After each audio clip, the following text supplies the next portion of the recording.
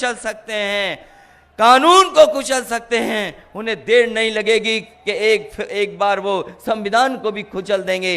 इसलिए हम आपसे निवेदन करने आए, जब हम चौधरी यशपाल जी को याद कर रहे हैं तो हमें समाज और देश को कैसे बनाना है। हमारे किसान अन्नदाता हैं, वो हमारा पेट भरते हैं, अन्नदाता हमारा पेट भरता है, हमें पहनने को कपड़े देता है, और उसको इस तरीके से अपमानित होना पड़ रहा।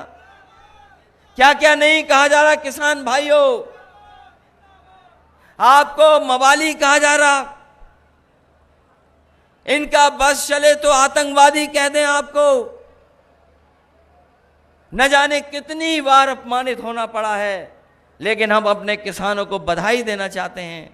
भारतीय जनता पार्टी ने कितना भी अपमानित किया होगा, लेकिन वो अपने संघर्ष से पीछे नहीं हटे हैं। उन्होंने भी ठान लिया है कि जब तक बैठे रहेंगे, जब तक ये 3 कानून वापस नहीं होंगे। और यही हमारे लोकतंत्र की ताकत है कि हम लड़ना भी जानते हैं, गद्दी पे भी बैठाना जानते हैं, और जब मौका मिलेगा तो गद्दी से हटाना भी ये जनता जानती है।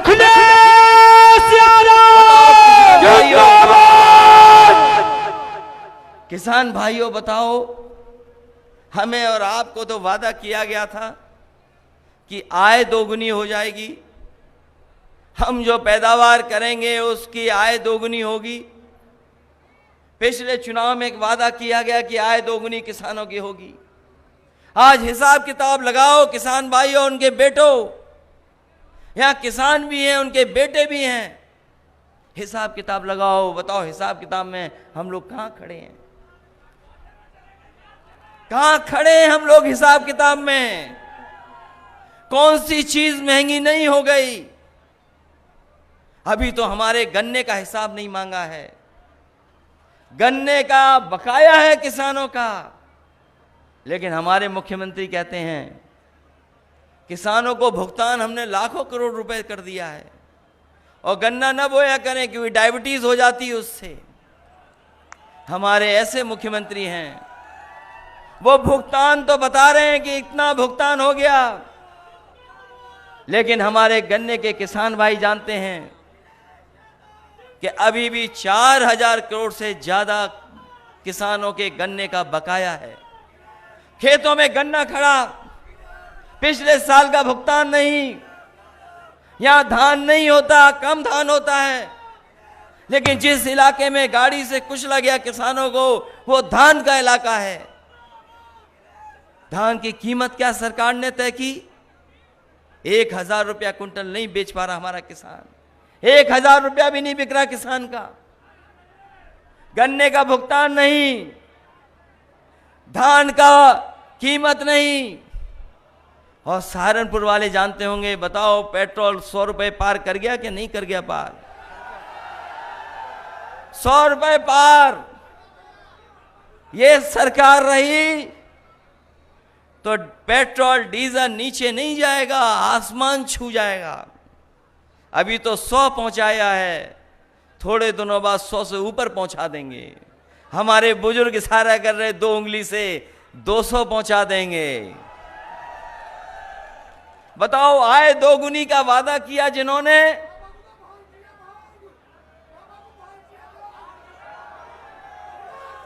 वो वाली बात बाद में होगी, अभी नहीं। आसमान छू रही महंगाई। कहां से शुरू हुआ था डीजल पेट्रोल, कहां पहुंचा दिया? डीजल पेट्रोल की कीमत क्या थी और आज कीमत कहां पहुंचा दी डीजल पेट्रोल की? यही हिसाब किताब नहीं। बताओ, जो आप बाजार से कीटनाशक दवाइयां खरीद रहे हैं, डीएपी खरीदते हैं, खाद खरीद रहे, और खाद जब नापोगे, जब तौलोगे, तो बताओ खाद में, बोरी में चोरी हो गई कि नहीं हो गई चोरी? जहां कीमत बढ़ा दी, जहां कीमत बढ़ी है, वहीं बोरी से कुछ निकाल लिया है। और अभी तो हमने इंसेक्टिसाइड, पेस्टिसाइड, जो और दवाइयां लेते हो, उसकी कीमत नहीं नापी है। सरसों पैदा करने वाला किसान जानता है कि सरसों की कीमत नहीं मिल रही। और जब तेल खरीदते होगे सरसों का, तो बताओ महंगा हो गया कि नहीं महंगा हो गया? यही बीजेपी वाले कहते हैं सरसों का तेल इसलिए महंगा हो गया है क्योंकि सरसों के तेल में हम मिलावट नहीं कर पा रहे हैं। आपने सुना होगा, और नहीं सुना हो तो पत्रकार साथियों दोबारा लिख देना।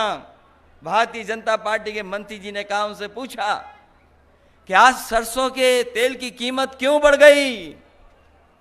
तो बोले इसमें हम मिलावट नहीं कर पा रहे हैं इसलिए महंगा हो गया।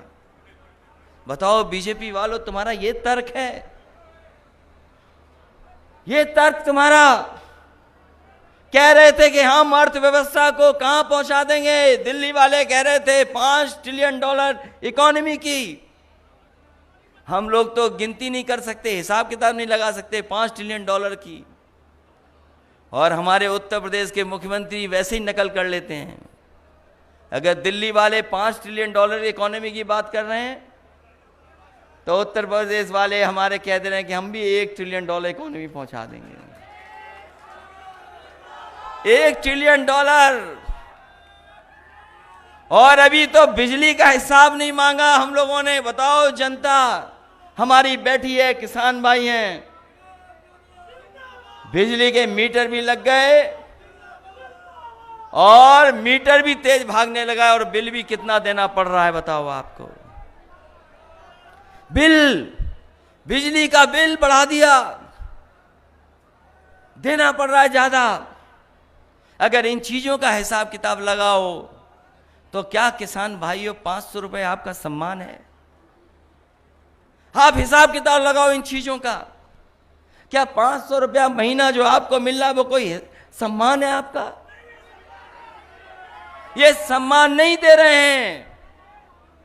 ये चुनाव से पहले जब आपके अकाउंट में पैसा भेज देते हैं, ये गरीब किसानों को धोखा देने का काम कर रहे हैं।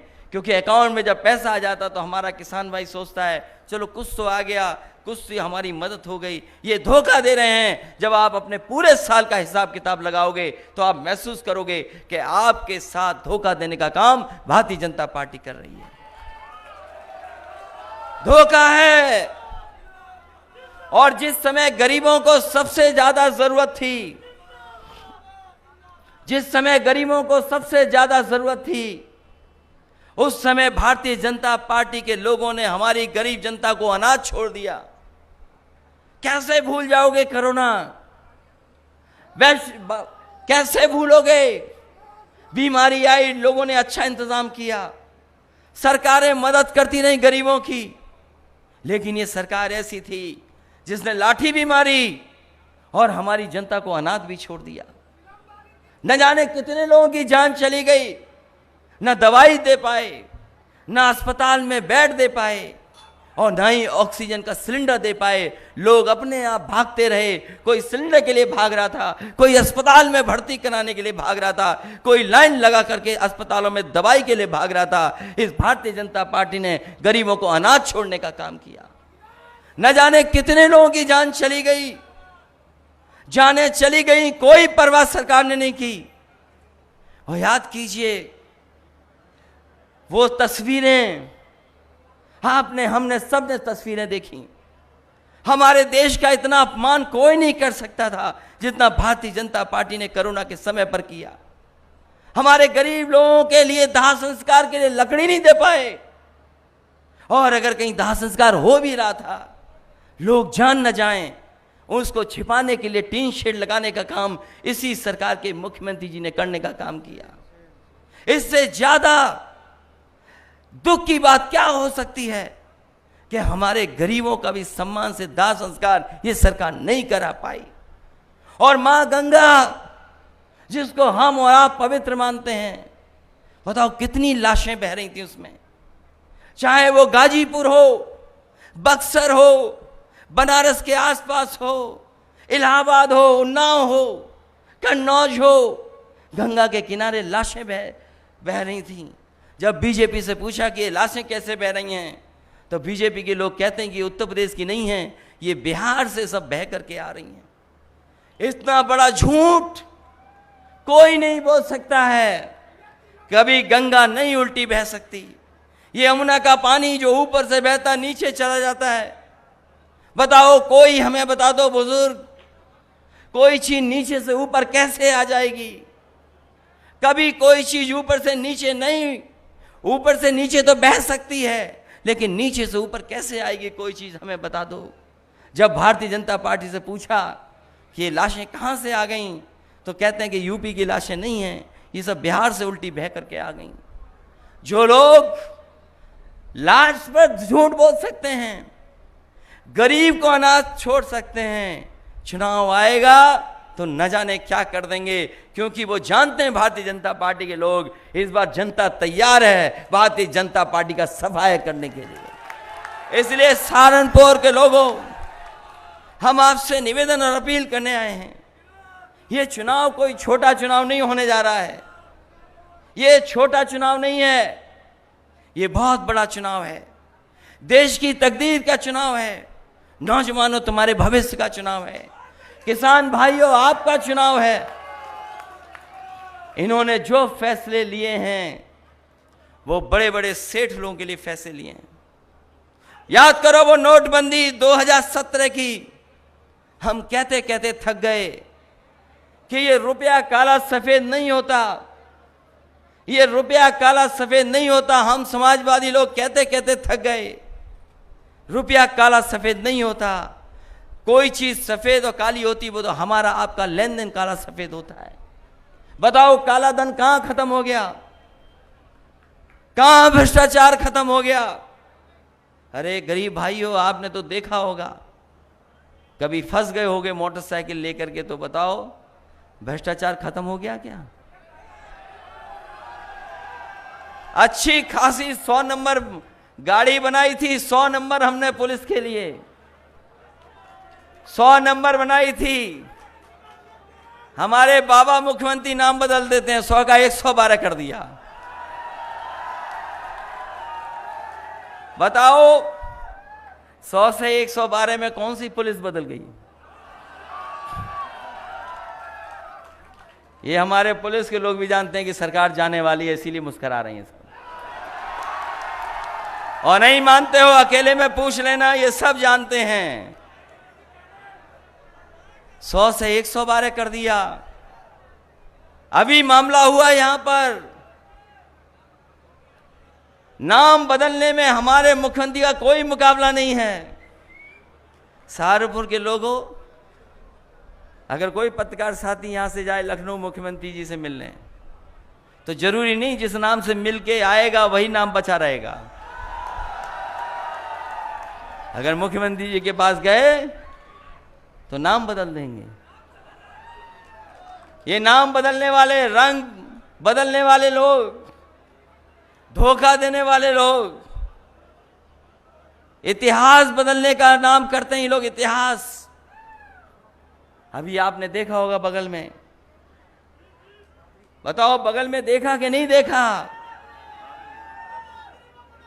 नाम बदल करके इतिहास मिटाना चाहते थे, लेकिन उन्हें बता दो ये वीरों की धरती है। ये वो लोग हैं जिन्होंने 1857 में इनके पूर्वजों ने अंग्रेजों को हिलाने का काम किया था। कौन भूल जाएगा? कोतवाल धन सिंह गुर्जर को इन्होंने 1857 में अंग्रेजों को हिलाने का काम किया था। जो इतिहास बदलेगा, जो नाम बदलेगा, चुनाव आएगा तो उनकी सरकार बदल देगा। ये हमारे लोग हैं। इसलिए ये चुनाव का समय है। पिछली बार 4 जनवरी को तारीख आ गई थी चुनाव की, 4 जनवरी को। आज हम और आप लोग अक्टूबर में बातचीत कर रहे हैं, एक दूसरे से मिल रहे हैं। अभी त्योहार चल रहा है, नवरात्र के दिन हैं, दशहरा, दिवाली, सब त्योहार मनाइए। और दिन नहीं बचे हैं, हिसाब किताब लगाओगे तो बहुत कम दिन बचे हैं। ये जो सरकार में बैठे हुए अन्याय कर रहे हैं उनके दिन बहुत कम हैं। और हमारा इतिहास बताता है हमारी गाथाएं बताती हैं, कहानियां बताती हैं, हमारे जितने भी ग्रंथ हैं वो बताते हैं कि कोई भी अहंकारी हुआ है वो बचा नहीं है। अहंकारी को जनता ने सबक सिखाने का काम किया। ये अहंकारी तो है कि हम एफआईआर नहीं लिखेंगे, हम दोषियों को नहीं पकड़ेंगे, ये अहंकारी तो है। आपने गाड़ी से कुचल दिया, एफआईआर नहीं रहे थे। जब दल लड़े, समाजवादी लोग लड़े, हर जगह पर लड़े, गिरफ्तारी दी, पुलिस से टकरा गए, तब जाकर के देखो ये एफआईआर लिखी जा रही है, जेल भेजना पड़ा। बताओ, गृह राज्य मंत्री, उनके बेटे पे आरोप और सरकार बचा रही हो, और जांच अगर करने कोई जाएगा तो बताओ कैसे जांच होगी। अगर कोई गृह राज्य मंत्री होगा तो पुलिस का कोई अधिकारी जाएगा तो पहले सलूट मारेगा, सलूट मार करके पूछेगा, और पूछने के बाद फिर सलूट मारेगा, तब जाएगा। तो बताओ कौन सी जांच हो जाएगी। इसलिए साथियों, ये सरकार के लोग कुछ भी कर सकते हैं, इसलिए हमें और आपको सावधान रहना है। हमारे देश की पहचान है कि हम सब एक होकर के रहे हैं, हमारा समाज मिलजुल करके रहा है। दुनिया में जो हमारी पहचान है वो यही पहचान है कि सब जाति के लोग, सब धर्म के लोग मिल करके रहते हैं, एक साथ रहते हैं, एक छत के नीचे रहते हैं। ये हमारी पहचान है। ये इसीलिए कभी जात पर, कभी धर्म पर बात करते हैं, क्योंकि कारोबार और काम हमें जोड़ता है। कारोबार पे बात नहीं करेंगे क्योंकि कारोबार हमें और आपको जोड़ता है, काम हमें जोड़ता है, हमें और आपको। अर्थव्यवस्था हमारी और आपको जोड़ती है, इसलिए कारोबार पे ये बात नहीं करेंगे। कारोबार पे बात नहीं करना चाहते हैं क्योंकि समाज जुड़ करके रहता है कारोबार से। कोई खेती करता है, कोई बुनता है, कोई पहनता है, कोई सिलता है, कोई काटता है, क्योंकि कारोबार हमें जोड़ता है। ये कारोबार को ठप कर रहे हैं, एक एक करके सब चीजें बेच दे रहे हैं, बिकना शुरू हो गई चीजें। हवाई जहाज बिक गए, हवाई जहाज जहां खड़े होते हैं वो एयरपोर्ट बिक गए। पहले हवाई जहाज बेच दिए, एयरपोर्ट बेच दिए, अब ट्रेनें भी बिक रही हैं और बाद में रेलवे स्टेशन भी बिक जाएंगे। सब चीजें बेच दे रहे हैं, सब चीजें। और जब सब चीजें बिक जाएंगी तो बताओ, जो संविधान में बाबा साहब ने जो हमें अधिकार दिए, उन अधिकारों का क्या होगा? क्या होगा अधिकारों का जो बाबा साहब भीमराव अंबेडकर जी ने संविधान में हमें मौका दिया, अधिकार दिए?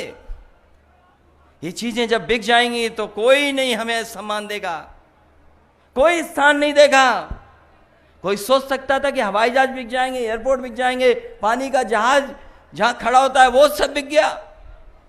ये तार बेच रहे हैं, बिजली के कारखाने बेच रहे हैं, सब बेचे दे रहे हैं। और जो इतिहास को जानते होंगे हमारे लोग, याद करना, अंग्रेज आए थे इस देश में, अंग्रेज कारोबार करने आए थे। जो ईस्ट इंडिया कंपनी आई थी वो 2-3 चीजों का कारोबार करती थी। धीरे धीरे उन्होंने कारोबार बढ़ा लिया और अंग्रेजों ने एक कानून पास किया इंग्लैंड में, और उस कानून से वो जो कंपनी थी, जो कारोबार करने आई थी, व्यापार करने आई थी, ईस्ट इंडिया कंपनी, वो सरकार बन गई। केवल एक कानून इंग्लैंड में पास हुआ, उससे कारोबार करने वाली ईस्ट इंडिया कंपनी सरकार बन गई। और देखो भारतीय जनता पार्टी का खेल, एक एक कर करके सब प्राइवेट हाथों में बेच दे रहे हैं। हो सकता है एक दिन सरकारी कंपनी को बिक जाए और ये सरकार भी आउटसोर्स करके चले जाएं कि हम नहीं चलाएंगे, आउटसोर्स होकर के सरकार चलेगी। सोचिए किस लिए लोगों ने अपनी जानें दी हैं। ये इलाका वो है जहां पर हिंदू और मुस्लिम एक होकर के आजादी के लड़ाई लड़ी हैं।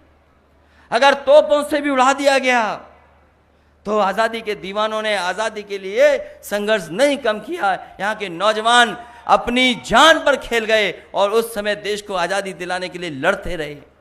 ये वो धरती है। ये सब बेच रहे हैं, बेच देंगे, क्योंकि इन्हें केवल कुर्सी चाहिए, सत्ता चाहिए। हम समाजवादी लोग गरीब और किसान को आगे बढ़ाना चाहते हैं। हमारी पहचान है गंगा जमुना तहजीब। यही यमुना नदी हमारे गांव से भी, हमारे शहर से भी निकल करके जाती है। ये जो आपकी यमुना नदी है, यही तो है यमुना नदी दिल्ली को छूते हुए। यहां तो साफ सुथरी है, यहां तो यमुना बहुत साफ है, लेकिन जैसे ही दिल्ली पहुंचती तो बताओ कितनी गंदी हो जाती है। गंदी होते होते चंबल से मिल जाती है हमारे शहर में जाकर के, और यही नदी है जो संगम में मिल जाती है। बताओ, नदियों को साफ करने का संकल्प लिया था, मां गंगा को साफ करने का संकल्प लिया था। दिल्ली वालों को दिल्ली नहीं दिखाई दे रही और लखनऊ वालों को मथुरा नहीं दिखाई दे रही कि बताओ यमुना कितनी गंदी बह रही है। और जो हमारी मिली जुली तहजीब है, जहां हिंदू और मुस्लिम एक साथ रहते हैं, मिल करके रहते हैं, उस तहजीब को खत्म करना चाहते हैं, उस पहचान को खत्म करना चाहते हैं।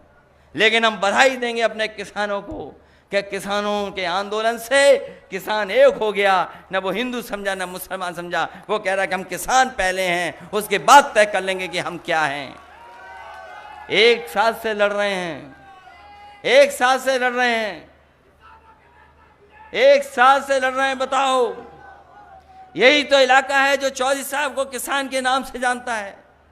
चौधरी चरण सिंह, चौधरी यशपाल जी, ये वो चेहरे हैं, देखते ही हमें याद आ जाता है कि हाँ, यही हमारे किसानों के नेता हैं, हमारी यही पहचान है। बाबा टिकैत जी, यही पहचान रही है क्षेत्र की।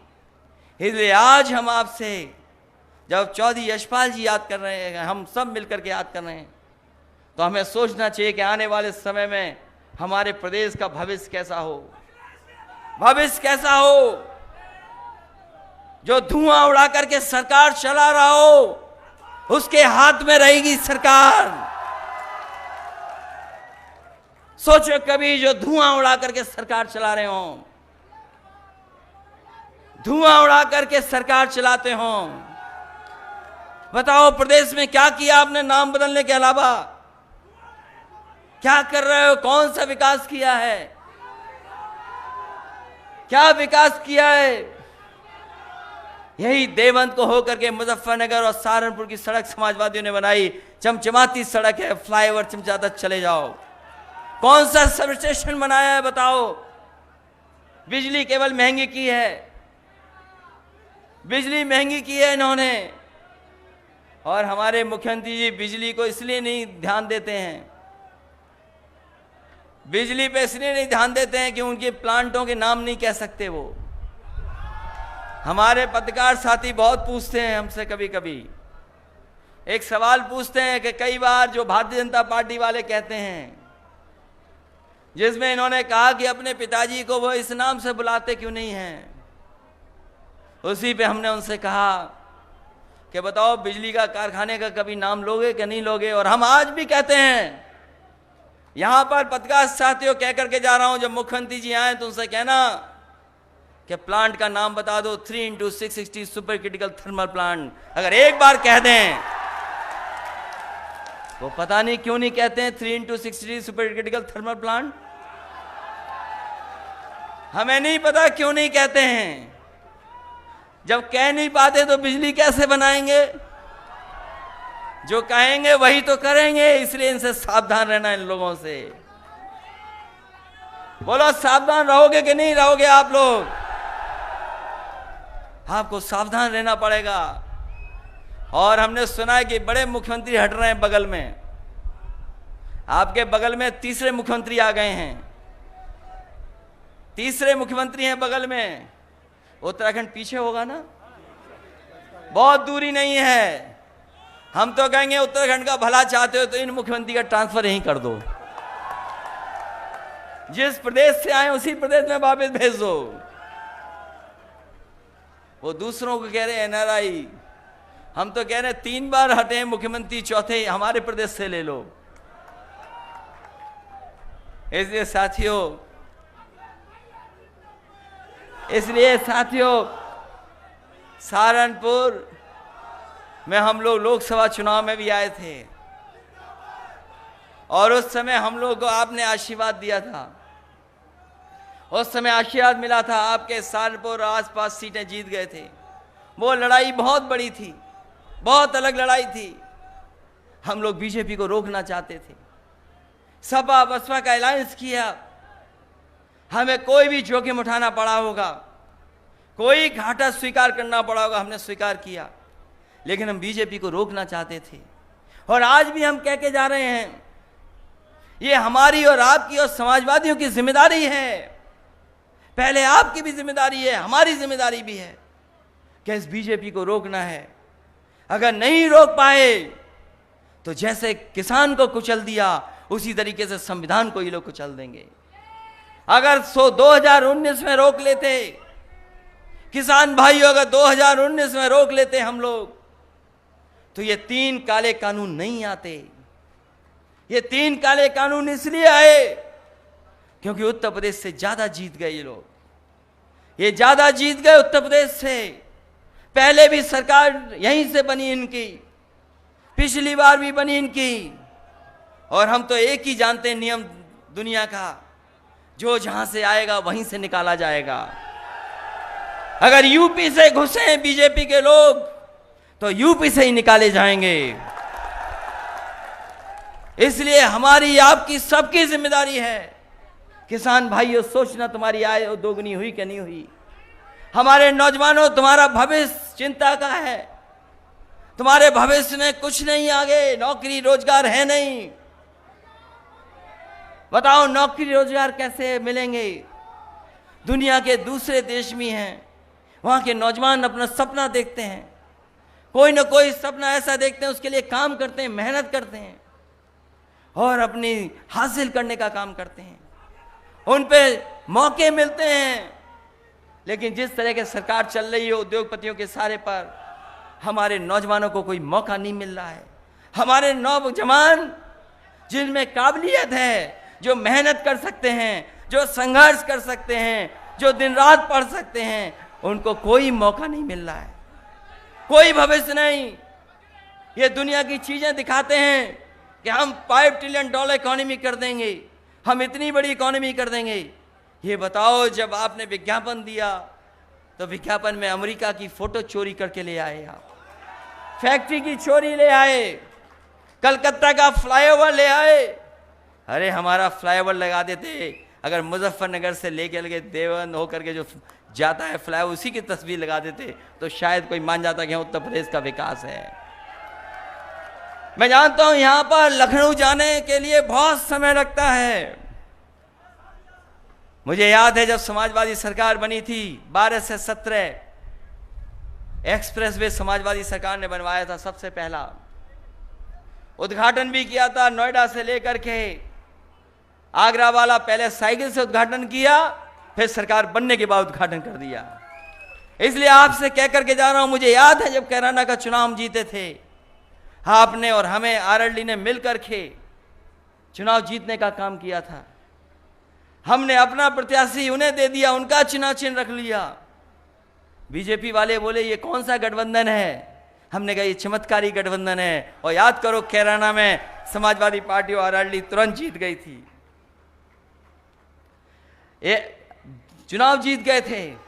उस समय जब चुनाव जीतने के बाद मैंने लखनऊ से कहा था कि समाजवादी सरकार बनेगी तो हमारे कैराना के लोगों को और वेस्टर्न यूपी के लोगों को लखनऊ आने में 4 से 4.5 घंटे से ज्यादा टाइम नहीं लगेगा। 4.5 घंटे में लखनऊ पहुंच जाएंगे, ऐसी सड़क से जोड़ने का काम करेंगे। और आज फिर कह के जा रहा हूं मैं, अगर एक्सप्रेसवे समाजवादी लोगों ने बलिया और गाजीपुर के लिए जोड़ दिया, कभी लोग बलिया से चलते थे, गाजीपुर से चलते थे, लखनऊ में 8-8, 10-10 घंटे में पहुंचते थे, बहुत टाइम लगता था, राजधानी नहीं पहुंच पाते थे। मैं आपको भरोसा दिला के जा रहा हूं, 3 महीने 4-5 महीने बाद सरकार बनने जा रही है। सबसे पहले अगर किसी सड़क का नारियल टूटेगा तो नारियल को तोड़ने का काम करेंगे और सड़क की शुरुआत होगी। इधर के इलाके के लोग 4 और 4.5 घंटे में लखनऊ पहुंच जाएं, वैसी सड़क बनाने का काम समाजवादी लोग करेंगे। और अगर विकास के लिए हमें एम्बुलेंस बढ़ानी पड़ी तो एम्बुलेंस बढ़ाएंगे, और पुलिस थोड़ा ठीक चले, अगर उन्हें गाड़ी बढ़ानी पड़ी तो गाड़ी भी बढ़ाएंगे उनकी। और हम आपको कह करके जा रहे हैं कि किसानों के लिए हमें अलग से भी बजट का इंतजाम करना पड़े। पिछली बार भी जब हम लोगों ने रेट बढ़ा दिया था, भुगतान नहीं कर पा रहे थे, तो बजट से पहली बार 2000 करोड़ रुपए